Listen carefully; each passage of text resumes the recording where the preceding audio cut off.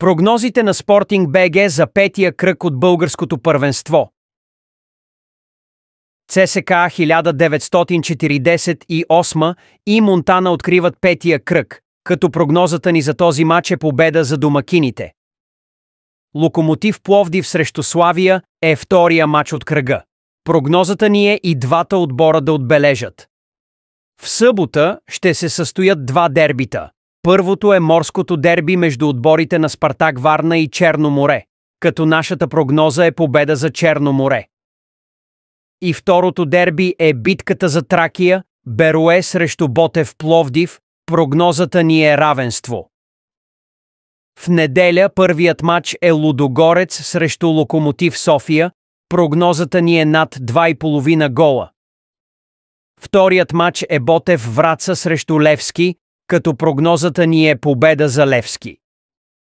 Предпоследният матч от петия кръг е Септември София срещу Добруджа, като нашата прогноза е и двата отбора да отбележат. И последния матч от кръга е между отборите на Арда и ЦСКА. Прогнозата ни е равенство.